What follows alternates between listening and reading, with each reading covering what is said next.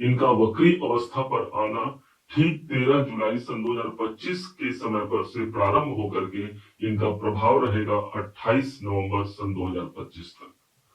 वास्तव में यदि सच पूछा जाए तो ये समय एक ऐसा समय रहेगा जहां इस ब्रह्मांड में शनिदेव ऑडिटर के रूप में काम करेंगे। वक्री अवस्था पर ये पूरे एक साल में एक बार आते हैं और इस समय पर हमारे कर्मों का लेखा जोखा देखा जाता है। एक ऐसा हिसाब किताब देखा जाता है जहां पर पूर्व में हमने क्या काम किया है, और यकीन मानिए यदि आपने अपने आंसुओं को छुपाकर इस संसार के सामने अपनी मुस्कुराहट को पेश किया था तो ये समय सिर्फ और सिर्फ आपका होने जा रहा है। ये जो न्याय चक्र की जो अवधि होगी ये तकरीबन 4 महीने और 15 दिनों की होगी। इस दरमियान शनिदेव अपने चेष्टा बल को वृद्धि कर चुके होंगे। यहीं पर 3 गुना अधिक प्रभाव शनिदेव का प्राप्त होने वाला है। वास्तव में कहा जाए तो ये समय एक ऐसा समय होगा जहां पर हम पुनरावृत्ति कर रहे होंगे अपने कर्मों की। कर्म प्रधान विश्व रचि राखा, जो जस करई सो तस फल चाखा। तो क्या फल मिलने जा रहा है इस वक्री अवस्था में आपके अपने मकर राशि पर? आज इस बात की विवेचना को लेकर हम आपके सामने उपस्थित हुए हैं। जानिएगा, समझिएगा। ठीक 29 मार्च का वो डेट था जिस दिन शनि की 7.5 मकर राशि को समाप्त हुई थी और शनि देव का संचरण हुआ था तीसरे भाव पर। तीसरे भाव पर अब कुछ दिन ही व्यतीत हुए हैं और त्यों ही शनि देव अब 13 जुलाई को वक्री भी हो रहे हैं। वक्री अवस्था पर आना अर्थात इनके अंदर 3 गुने फल की वृद्धि हो जाना। जिस भाव पर ये बैठे हैं इसके एक भाव पीछे का परिणाम देंगे जो कि आपके धन का है, आपके कुटुंब का है। प्रभाव क्या होगा? सबसे पहला आपके अंदर कॉन्फिडेंस की वृद्धि होगी, एक आत्मबल की वृद्धि होगी, जिसके माध्यम से जो कार्य हमको करना है, जिस योजना को हमको बनाना है, उस योजना को हम बना सकते हैं। शनि का समर्थन अर्थात कैरियर का समर्थन हमारे जीवन पर व्याप्त होगा। यही नहीं, शनि के पास 3 दृष्टियां हैं और चूंकि वक्र दृष्टि शनि की पड़ेगी इसलिए ये दृष्टियां ज्यादा प्रभावी इस समय पर रहेंगी और जो पहली दृष्टि है वो पंचम भाव पर प्रभावी रहेगी। संतान से जुड़े हुए कार्य इस समय पर ज्यादा मजबूती से पूरे होंगे। उनके कैरियर, उनके एजुकेशन के लिए भी ये समय ज्यादा महत्वपूर्ण हो गया। आप यदि स्वयं विद्यार्थी हैं तो पंचम भाव हमारे शिक्षा को ही प्रदर्शित करता है, इसलिए शिक्षा में भी एक अच्छे वातावरण को, एक अच्छे बढ़ोतरी को आप देख सकते हैं। यही नहीं, यदि शेयर मार्केट संबंधी हम कोई काम कर रहे हैं या फिर शेयर मार्केट में हमने कोई पोर्टफोलियो बनाया है तो इस समय हो सकता है उस पोर्टफोलियो को आपको चेंज करने की आवश्यकता आ जाए और जहां पर एक नए पोर्टफोलियो बना करके हम आगे बढ़ने की निरंतरता को यहाँ पर कायम कर सकते हैं। शनि के पास जो दूसरी दृष्टि है और ये पड़ रही है सीधे भाग्य के घर पर। जिस राशि पर इनकी दृष्टि है, देखिए यहाँ 6 नंबर की राशि है और ये राशि है बुध की राशि। बुध और शनि दोनों का आपस में संबंध अच्छा है, दोनों के अंदर मित्रता व्याप्त है, अर्थात भाग्य उन्नति में भी हमको समर्थन देखने को मिलता है। हाँ, यहाँ पर इस बात की ध्यान रखने की आवश्यकता होगी कि यदि पिताजी है तो उनके स्वास्थ्य में नरमा गर्मी की संभावना हो सकती है।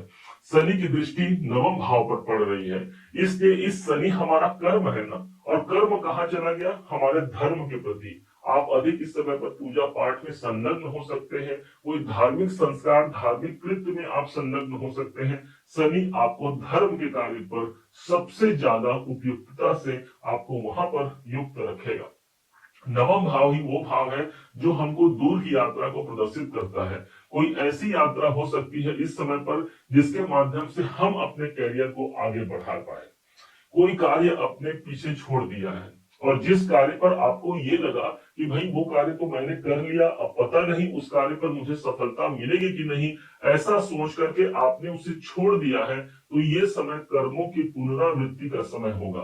पुराने कार्य फिर से ओपन हो सकते हैं, आपको पूरा फिर से वहां से बुलाया जा सकता है या वहां पर आप पूरा फिर से कॉल करके अपने कार्य की प्रतिष्ठा को प्रतिष्ठित करा सकते हैं।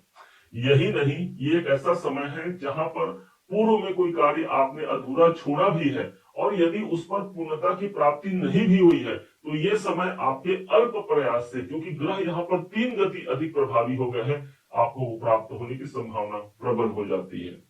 तीसरी दृष्टि, शनि की जो तीसरी दृष्टि है वो पहुंचती है इनकी 10वीं दृष्टि और सीधे पहुंचेगी 12वें घर पर।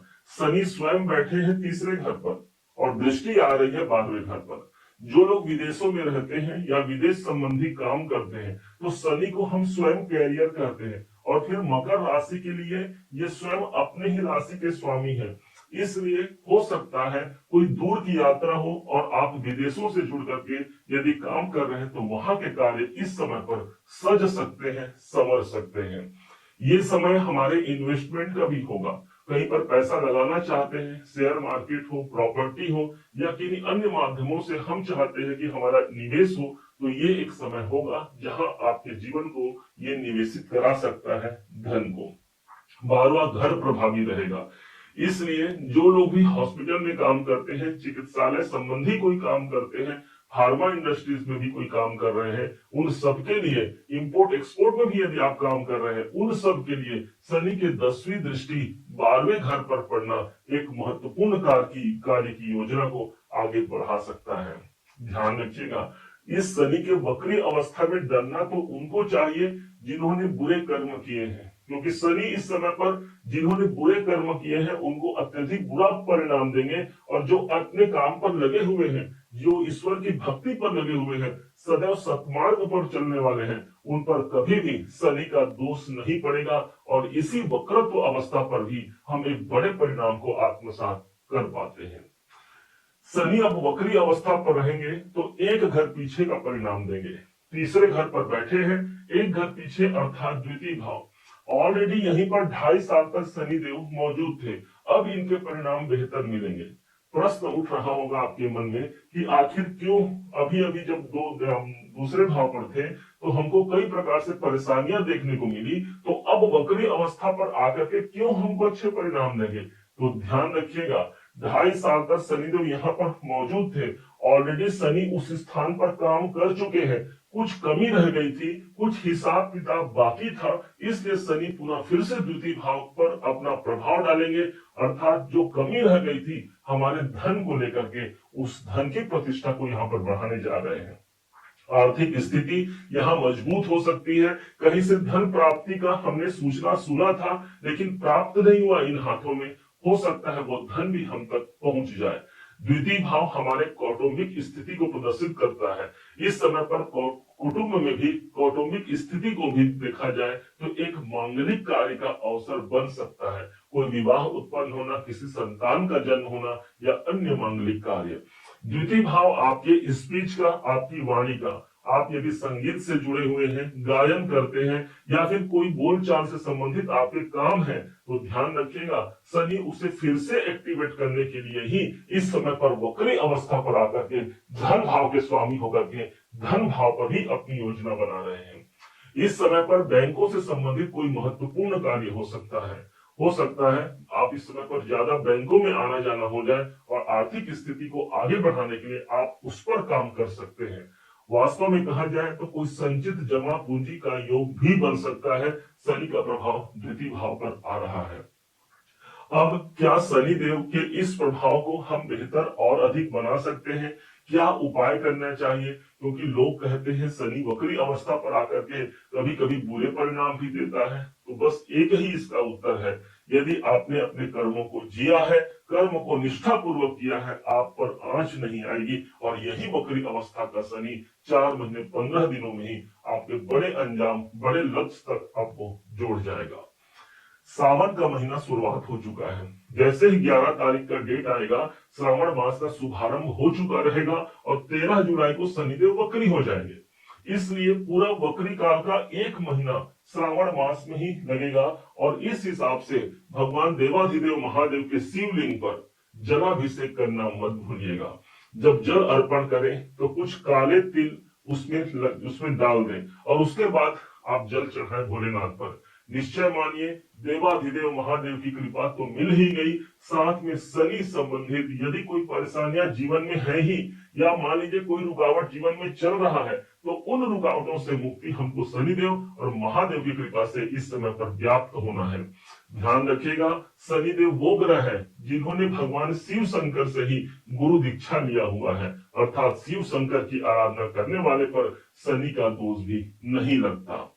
उम्मीद है आप सबने इसे समझा, आप सबने इसे जाना है। यदि आपने इसे समझा है, जाना है, मेरे समझाने का प्रयास यदि आपको सार्थक लगा हो, मेरे समझाने का तरीका यदि आपको सार्थक लगा हो, तो हर बार की भांति इस बार भी अपना प्यार भरा लाइक और कमेंट करना कभी मत भूलिएगा। और हाँ, यदि अभी तक आपने चैनल को सब्सक्राइब नहीं किया है, सब्सक्राइब जरूर कीजिएगा। पुनः एक बार फिर आप सभी का दिवस बहुत मंगलमय हो, इन्हीं शुभकामनाओं के साथ। जय श्री राम।